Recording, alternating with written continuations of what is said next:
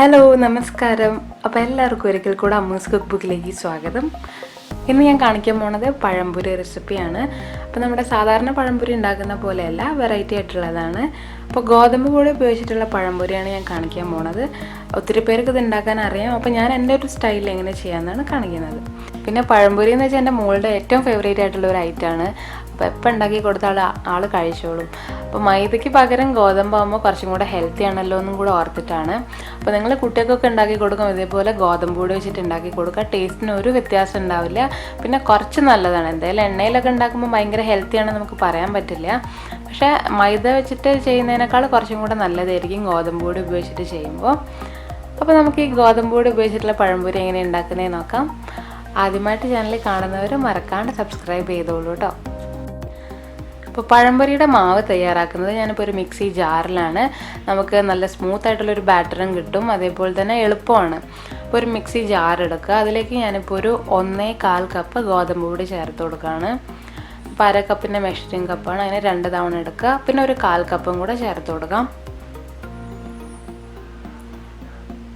പിന്നെ ഞാനതിലേക്ക് ഒരു 1/4 കപ്പ് അരിപ്പൊടി ചേർത്ത് കൊടുക്കണം. അരിപ്പൊടി നിങ്ങൾക്ക് വറുത്ത അരിപ്പൊടി എടുക്കാം, വറുക്കാത്ത അരിപ്പൊടി എടുക്കാം. ഞാനിപ്പോൾ വറുക്കാത്ത നോർമലായിട്ടുള്ള അരിപ്പൊടിയാണ് എടുക്കുന്നത്. പിന്നെ നമുക്ക് ഈ മാവിലേക്ക് ശകലം മധുരം വേണമല്ലോ, അപ്പോൾ പഞ്ചസാര ചേർത്ത് കൊടുക്കാം. ഒരു 2.5 ടേബിൾ സ്പൂണാണ് ചേർത്ത് കൊടുക്കുന്നത്.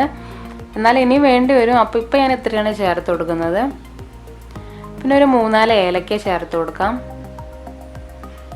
പിന്നെ ഇതിനൊരു നിറം കിട്ടാൻ വേണ്ടിയിട്ട് നമ്മൾ മഞ്ഞൾപ്പൊടിയാണ് ചേർത്ത് കൊടുക്കുന്നത്. കുട്ടികൾക്കൊക്കെ കൊടുക്കുമ്പോൾ മാക്സിമം നമ്മൾ ഫുഡ് കളറൊന്നും ഉപയോഗിക്കാണ്ട് തന്നെ നോക്കുക.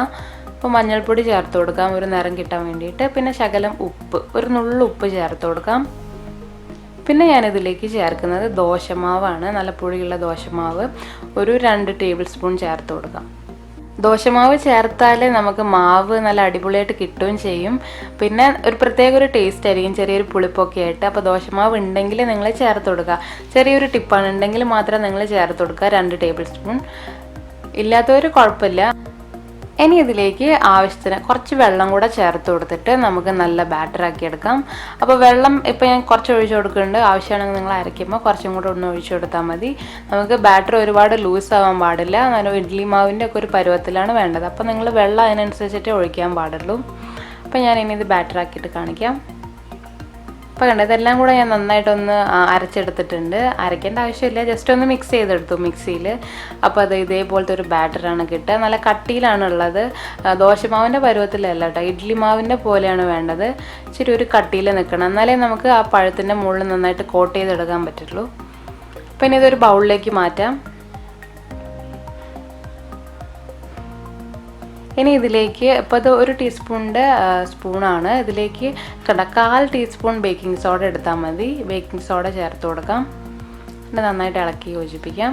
പിന്നെ ഞാൻ പറഞ്ഞല്ലോ മധുരം ഇനി വേണ്ടി വരും, ഞാൻ ചേർക്കുന്നുണ്ട്. അപ്പോൾ മധുരം കുറച്ചും കൂടെ ചേർത്ത് കൊടുക്കുകയാണ്. അപ്പോൾ നിങ്ങൾ മാവിൻ്റെ ഒരു ടേസ്റ്റ് ഇങ്ങനെ നോക്കുക, അത്യാവശ്യം മധുരം വേണം കേട്ടോ. അപ്പോൾ മധുരം നോക്കിയിട്ട് നിങ്ങൾ ചേർത്ത് കൊടുക്കുക. ഇപ്പോൾ മൊത്തത്തിൽ ഒരു 3.5 ടേബിൾ സ്പൂണാണ് ചേർത്ത് കൊടുത്തിട്ടുള്ളത്. നന്നായിട്ട് ഇളക്കി യോജിപ്പിക്കാം. ഇനി വേണമെങ്കിൽ നിങ്ങൾക്ക് ഇതിലേക്ക് എള്ള് ചേർത്ത് കൊടുക്കാം. വെറുതെ ഒരു ഇടയ്ക്കൊന്ന് കടിക്കാനും പിന്നെ ഒരു ഭംഗിക്കൊക്കെ നല്ലതാണ്. ശകലം കറുത്ത എള്ളും കൂടെ ചേർത്തിട്ടുണ്ട്. അപ്പോൾ ഇത് പഴംപൊരിയുടെ മാവ് ഇവിടെ റെഡി ആയിട്ടുണ്ട്. ഞാനിവിടെ എടുക്കുന്നത് 2 പഴം, 2 നല്ല പഴുത്ത നേന്ത്രപ്പഴമാണ്. ഈ നേന്ത്രപ്പഴം നമുക്ക് നീളത്തിലൊന്ന് കട്ട് ചെയ്തെടുക്കാം.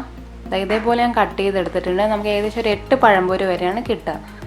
അപ്പോൾ നമുക്ക് ഈ മാവ് വെച്ചിട്ട് ഏകദേശം ഒരു 4 പഴം വെച്ചിട്ട് ചെയ്യാവുന്നതാണ്. പക്ഷെ ഞാനിപ്പോൾ 2 പഴം വെച്ചിട്ടുള്ളതാണ് കാണിക്കുന്നത്. ബാക്കി മാവ് വെച്ചിട്ട് ഞാൻ വേറൊരു ഐറ്റം കൂടെ കാണിക്കുന്നുണ്ട്. അത് ഞാൻ വേറൊരു വീഡിയോയിൽ ചെയ്ത് കാണിക്കുന്നതായിരിക്കും.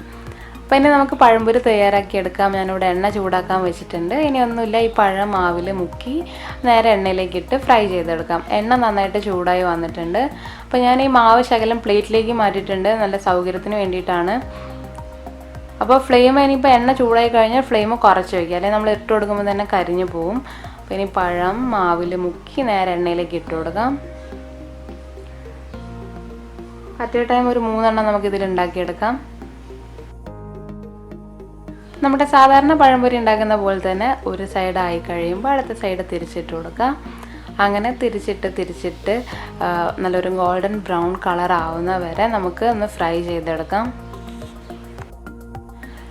ഇതിപ്പോൾ മഞ്ഞൾപ്പൊടിയും ബേക്കിംഗ് സോഡയും തമ്മിലുള്ള ഒരു കോമ്പിനേഷൻ വരുമ്പോൾ നല്ല കളറാണ് നമുക്ക് കിട്ടുക.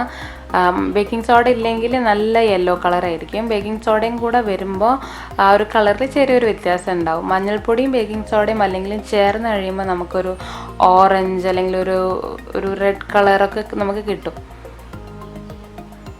അപ്പോൾ ഇത് നമ്മുടെ പഴംപൊരിയൊക്കെ ആയിട്ടുണ്ട്, കണ്ട കളറൊക്കെ മാറി വന്നിട്ടുണ്ട്. നമുക്കിനി ഇത് കോരി മാറ്റി വയ്ക്കാം. ഇനി ബാക്കിയുള്ളത് നമുക്ക് ഇതേപോലെ തന്നെ ഉണ്ടാക്കിയെടുക്കാം.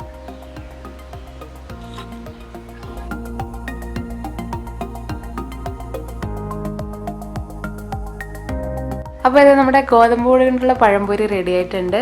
പുറമെ നല്ല അടിപൊളി കോട്ടിംഗ് ഒക്കെയാണ്, നല്ല ടേസ്റ്റാണ്. ഇത് മൈദ കൊണ്ടല്ലാന്ന് കഴിക്കുന്നവർക്ക് എന്തായാലും മനസ്സിലാവില്ല, അത്രയ്ക്കും ടേസ്റ്റാണ്. മൈദ കൊണ്ടുള്ള പോലെ തന്നെയാണ്. അപ്പോൾ നല്ല ടേസ്റ്റി ആയിട്ടുള്ള പഴംപൊരിയാണ്. എനിക്ക് അതിനേക്കാൾ ടേസ്റ്റാണ് കേട്ടോ തോന്നുന്നത്. അപ്പോൾ നിങ്ങൾ എന്തായാലും ട്രൈ ചെയ്ത് നോക്കുക, നല്ല കിടിലൻ സാധനമാണ്. അപ്പോൾ നിങ്ങൾ ഉണ്ടാക്കി നോക്കി അഭിപ്രായം അറിയിക്കാനും മറക്കരുത്. നമുക്കിതേപോലെ എന്തെങ്കിലും വെറൈറ്റി വീഡിയോ ആയിട്ട് വീണ്ടും കാണാം. ബൈ.